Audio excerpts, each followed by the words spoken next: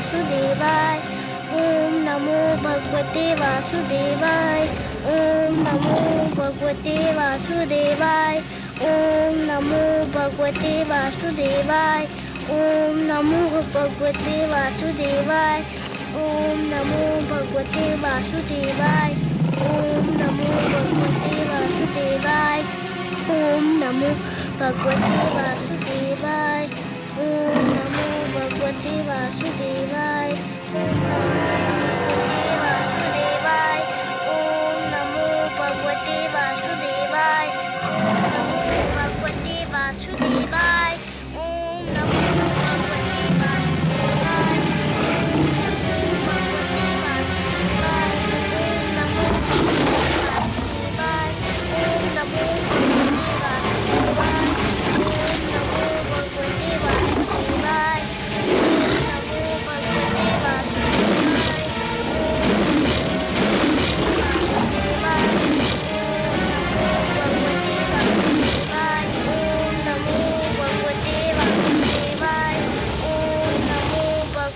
वासुदेवाय।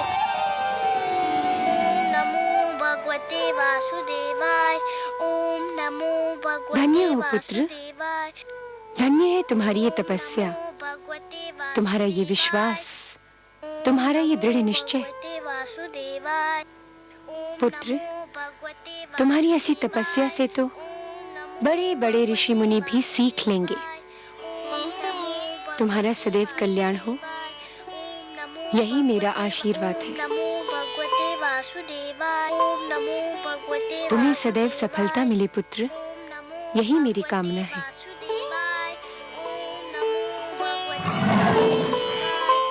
सिंहराज, तुम यहीं ठहरोगे, पुत्र ध्रुव पर कोई संकट न आने पाए। ओम नमो भगवते वासुदेवाय। ओम नमो भगवते वासुदेवाय।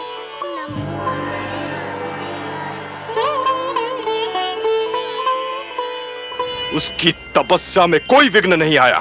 तो फिर अब आप क्या चाहते हैं देवराज? अब आप उस बालक के चारों ओर अग्नि का ऐसा घेरा डाल दीजिए कि वो भयभीत होकर मंत्र ही भूल जाए।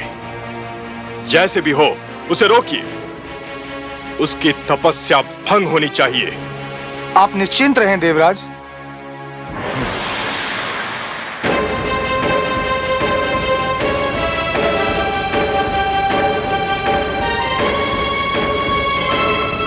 ओम नमो भगवते वासुदेवाय।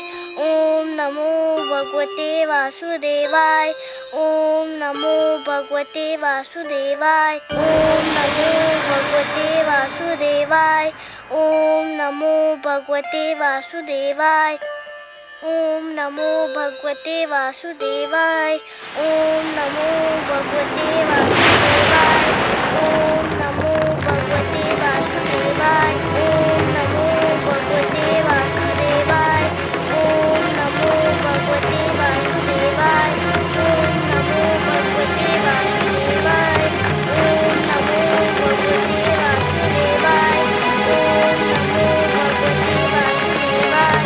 ओम नमो भगवते वासुदेवाय। ओम नमो भगवते वासुदेवाय।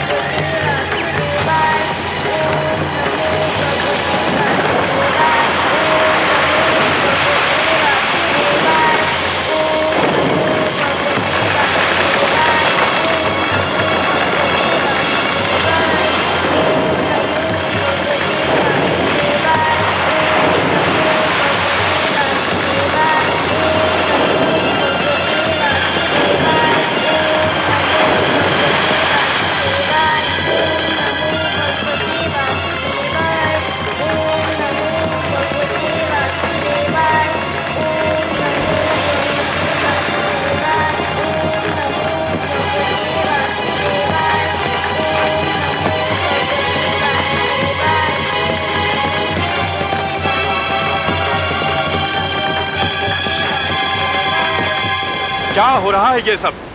बड़े बड़े शक्तिशाली बलवान दैत्य मेरी शक्ति का लोहा मान गए। बड़े बड़े दानव मुझसे टकराकर चूर चूर हो गए। पर ये छोटा सा बालक किसी के वश में नहीं आ रहा। आप तो बड़े प्रतापी हैं अग्निदेव, आप भी उस नन्हे बालक से हार कर चले आए। भगवते वासुदेवाय। ओम नमो भगवते वासुदेवाय।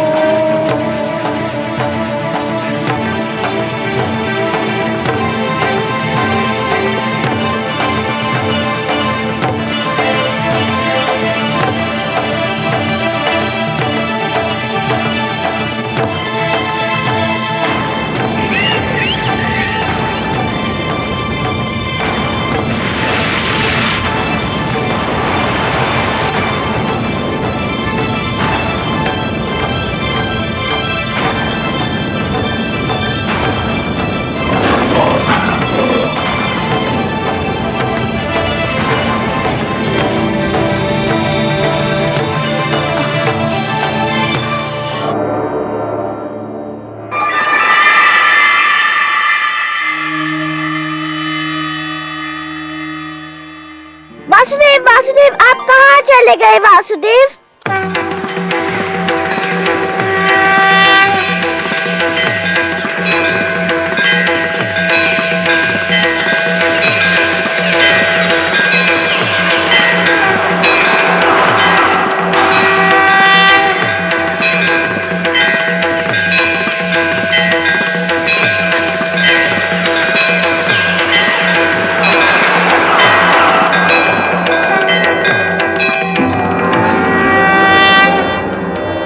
वासुदेव, मैं कहीं नहीं गया वत्स ध्रुव। तुम मुझे अपने सम्मुख देखना चाहते थे ना? तो लो, देखो, मैं तुम्हारे नेत्रों के सामने उपस्थित हूं। तुम विजयी हुए पुत्र। तुमने मुझे जीत लिया। तुम्हारे जैसा तपस्वी न कभी हुआ है और न कभी होगा।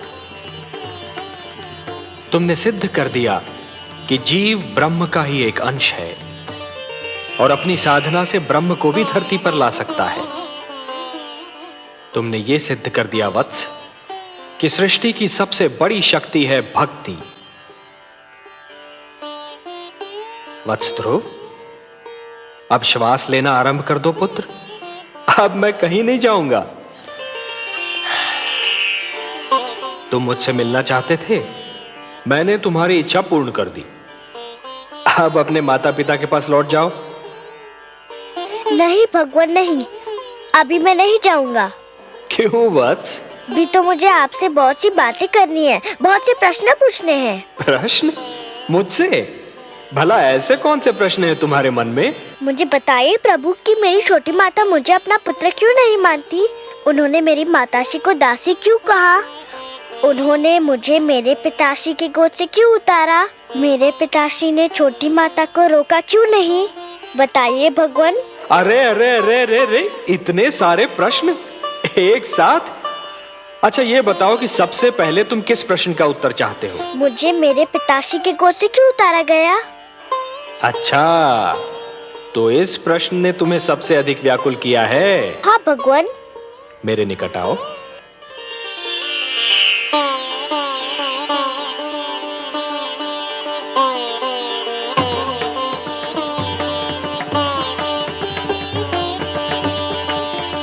और निकट आओ वत्स। आओ वत्स।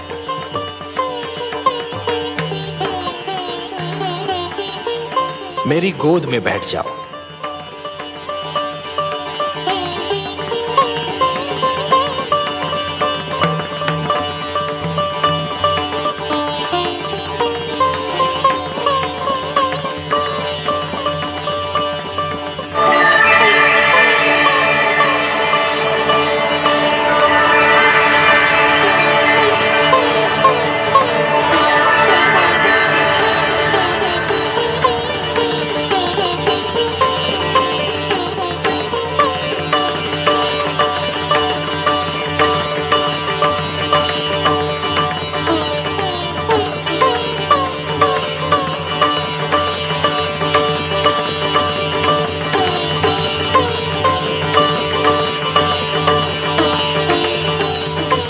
वत्स, अब और प्रश्न पूछने हैं मुझसे? कुछ नहीं पूछना प्रभु, अब कुछ नहीं पूछना। अब तो मुझे हर प्रश्न का उत्तर मिल गया है। मेरे चारों ओर ज्ञान का प्रकाश फैला हुआ है। मैं वहाँ हूँ जहाँ केवल मैं हूँ और आप है। अच्छा, वासुदेव। ओम पूर्णमदः पूर्णमिदं पूर्णमुदच्यते पूर्णस्य पूर्णमादाय पूर्णमेवावशिष्यते। अब ना कोई कामना है ना कोई इच्छा। आपकी गोद में आकर लगता है इसके सिवा हर वस्तु तुच्छ है। अब मुझे कुछ भी नहीं चाहिए। मुझे मेरा ठिकाना मिल गया, मेरा घर मिल गया।